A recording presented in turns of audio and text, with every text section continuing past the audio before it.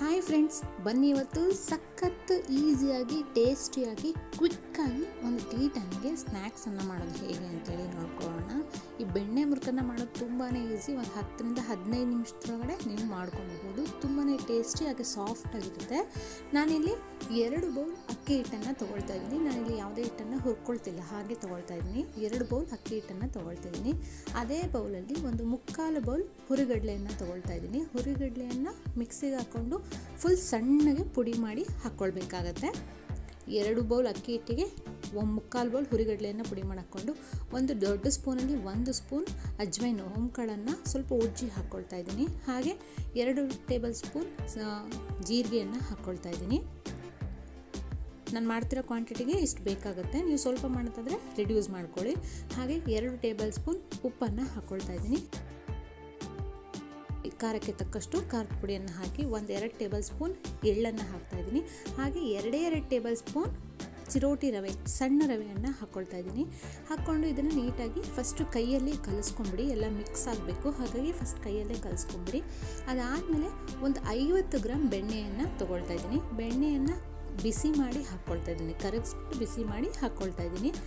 ಈಗ ಹಾಕ್ಕೊಂಡ್ಮೇಲೆ ಡೈರೆಕ್ಟ್ ಕೈಯಿಂದ ಕಲಿಸ್ಬೇಡಿ, ಯಾಕೆಂದರೆ ಸುಡ್ತಾ ಇರುತ್ತೆ ಬೆಣ್ಣೆ. ಫಸ್ಟು ಸ್ಪೂನಲ್ಲಿ ಮಿಕ್ಸ್ ಮಾಡ್ಕೊಂಬಿಡಿ. ನೀಟಾಗಿ ಮಿಕ್ಸ್ ಮಾಡ್ಕೊಂಡ್ಮೇಲೆ ನೀವು ಕೈಯಲ್ಲಿ ಅದನ್ನು ಇನ್ನೊಂದು ಸರಿ ನೀರು ಹಾಕ್ತಾನೆ ಫಸ್ಟು ಕಲಿಸ್ಕೊಂಬಿಡಿ. ಈಗ ಕಲಿಸ್ಬೇಕಾದ್ರೆ ಇಟ್ಟು ನೀಟಾಗಿ ಎಲ್ಲ ಮಿಕ್ಸ್ ಆಗುತ್ತೆ. ಬೆಣ್ಣೆ ಎಲ್ಲ ಕಡೆಗೂ ಸ್ಪ್ರೆಡ್ ಆಗಿ ಈ ಥರ ಆಗುತ್ತೆ, ಮಾಯ್ಸ್ಟ್ ಆಗುತ್ತೆ, ಸ್ವಲ್ಪ ಒದ್ದೆ ಥರ ಆಗುತ್ತೆ ಹಿಟ್ಟೆಲ್ಲ. ಹಿಂಗೆ ಉಂಡೆ ಕಟ್ಟಿದರೆ ನೋಡಿ, ನೀರು ಹಾಕ್ತಾನೆ ಈ ಥರ ಪುಡಿ ಉಂಡೆ ಆಗಬೇಕು. ಈಗ ಇದಕ್ಕೆ ಸ್ವಲ್ಪ ನೀರನ್ನು ಹಾಕ್ಕೊಂಡು ನೀವು ಕಲಿಸ್ಕೊಳ್ಬೇಕಾಗುತ್ತೆ. ಚಪಾತಿ ಹಿಟ್ಟಿಗಿಂತ ಸ್ವಲ್ಪ ಮೆತ್ತಗೆ ಕಲಿಸ್ಕೊಳ್ಳಿ ಹಿಟ್ಟನ್ನು.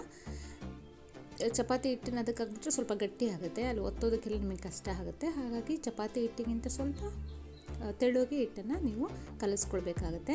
ಹೀಗೆ ಸ್ವಲ್ಪ ಹಿಟ್ಟನ್ನು ನೀರನ್ನು ಹಾಕ್ತಾ ಹಿಟ್ಟನ್ನು ಕಲಿಸ್ಕೊಂಡು ಚೆನ್ನಾಗಿ ನಾದಬೇಕಾಗುತ್ತೆ. ಒಂದು 5-7 ನಿಮಿಷ ಚೆನ್ನಾಗಿ ಹಿಟ್ಟನ್ನು ನಾದ್ಕೊಳ್ಳಿ. ಈಗ ನಾದ್ಕೊಳ್ಳೋದ್ರಿಂದ ಏನಾಗುತ್ತೆ ಅಂದರೆ, ನೀವು ಎಣ್ಣೆಗೆ ಬಿಡಬೇಕಾದ್ರೆ ಅದು ಮುರ್ಕೊಳ್ಳೋದು ಅಲ್ಲಲ್ಲಿ ಅದೆಲ್ಲ ಆಗೋದಿಲ್ಲ. ನೀಟಾಗಿ ನೀವು ಎಣ್ಣೆಗೆ ಚಕ್ಲಿ ಒಳ್ಳಿಂದ ಬಿಡ್ಬೋದು. ಹಾಗಾಗಿ ಹೀಗೆ ನೀಟಾಗಿ ನಾದ್ಕೊಳ್ಬೇಕು. ಒಂದು 5-7 ನಿಮಿಷ ನಾದ್ಕೊಂಡ್ಮೇಲೆ ನೋಡ್ಬೋದು ಅಲ್ಲಿ ಹಿಟ್ಟು ಯಾವದಕ್ಕೆ ರೆಡಿಯಾಗಿದೆ ಅಂತ ಹೇಳ್ಬಿಟ್ಟು.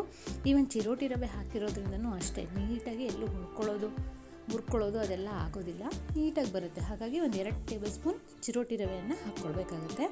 ಈಗ ಅದನ್ನು ಒಂದು ಒರಳಿಗೆ ಎಷ್ಟಾಗುತ್ತೆ, ನಾನಿಲ್ಲಿ ಮಾಡಿರೋದ್ರಲ್ಲಿ 5 ಒರಳು ಚಕ್ಲಿ ಆಯಿತು. ಅದಾದಮೇಲೆ ಒಂದೊಂದೇ ಉಂಡೆನ ತೊಗೊಂಡು ಸಿಲಿಂಡರ್ ಶೇಪಲ್ಲಿ ನೀವು ರೆಡಿ ಮಾಡ್ಕೊಳ್ಳಿ. ಸ್ವಲ್ಪ ನಾದ್ಕೊಂಡು ರೆಡಿ ಮಾಡ್ಕೊಳ್ಳಿ, ಆಗ ಇನ್ನೂ ನೀಟಾಗಿ ಚಕ್ಲಿಯನ್ನು ನೀವು ಬಿಡ್ಬೋದು. ಇಲ್ಲಿ ಮುರುಕಾಗಿರೋದ್ರಿಂದ ನಾನು ಚಕ್ಲಿಯನ್ನು ರೌಂಡ್ ಶೇಪಲ್ಲಿ ಒತ್ಕೊಳ್ತಾ ಇಲ್ಲ, ಹಾಗೆ ಡೈರೆಕ್ಟ್ ಎಣ್ಣೆಗೆ ಬಿಟ್ಬಿಡ್ತೀನಿ. ಈ ಥರ ಚಕ್ಲಿ ಒಳ್ಳನ್ನು ರೆಡಿ ಮಾಡ್ಕೊಳ್ಳಿ. ಸ್ವಲ್ಪ ಎಣ್ಣೆ ಅಥವಾ ತುಪ್ಪವನ್ನು ಸವರ್ಕೊಳ್ಳಿ. ಅದಕ್ಕೆ ಸವರ್ಕೊಂಡು ಕ್ಲೋಸ್ ಮಾಡಿಕೊಂಡು ನೀಟಾಗಿ, ಮಧ್ಯದಲ್ಲಿ ಗಾಳಿ ಎಲ್ಲ ಬೇಡ, ನೀಟಾಗಿ ಪ್ರೆಸ್ ಮಾಡ್ಕೊಳ್ಳಿ ಹಿಟ್ಟನ್ನು. ಗಾಳಿ ಇದ್ಬಿಟ್ರೆ ಕಟ್ ಆಗಿಬಿಡುತ್ತೆ. ಹಾಗಾಗಿ ಈ ಥರ ನೀಟಾಗಿ ಪ್ರೆಸ್ ಮಾಡಿಕೊಂಡು ಎಣ್ಣೆ ಚೆನ್ನಾಗಿ ಕಾದಿರಬೇಕು. ಮೀಡಿಯಮ್ ಫ್ಲೇಮಲ್ಲೇ ಇಟ್ಕೊಂಡು ನೀವು ಡೈರೆಕ್ಟ್ ಎಣ್ಣೆಗೆ ಬಿಡ್ಕೋಬೋದು. ಇದಕ್ಕೆ ತುಂಬ ಟೈಮ್ ತೊಗೊಳುತ್ತಪ್ಪ, ಕಷ್ಟ ಆಗುತ್ತೆ ಅಂದರೆ ನೀವು ಚಕ್ಲಿ ಥರ ಸರ್ಕಲ್ ಮಾಡಿದರೆ ಕಷ್ಟ ಆಗುತ್ತೆ. ಈ ಥರ ಡೈರೆಕ್ಟ್ ಎಣ್ಣೆಗೆ ಬಿಡ್ಕೊಳ್ಳೋದ್ರಿಂದ ಒಂದು 15 ನಿಮಿಷ ಸಾಕು ನಿಮ್ಗೆ ಮಾಡೋದಕ್ಕೆ. ಏಕೆಂದರೆ ಇದು ಮುರುಕಲ್ವಾ, ಮುರ್ಕೊಂಡೇ ತಿನ್ನೋದು. ಹಾಗಾಗಿ ಇದನ್ನು ಬೇಗನೆ ಕ್ವಿಕ್ಕಾಗಿ ಮಾಡ್ಕೋಬೋದು. ಈವನ್ ಬೆಣ್ಣೆ ಹಾಕಿರೋದ್ರಿಂದನೂ ಅಷ್ಟೇ, ತುಂಬಾ ಸಾಫ್ಟಾಗಿ ಬರುತ್ತೆ, ಟೇಸ್ಟೇ ಬೇರೆ ಇರುತ್ತೆ. ಈ ಥರ ಎಣ್ಣೆಗೆ ಬಿಟ್ಕೊಂಡ್ಮೇಲೆ ತಕ್ಷಣ ನೀವು ತಿರುಗ್ಸೋಕೆ ಹೋಗಬೇಡಿ. ಒಂದು 2-3 ನಿಮಿಷ ಅದು ಚೆನ್ನಾಗಿ ಬೇಯ್ಕೊಳ್ಳಿ ಒಂದೇ ಸೈಡು.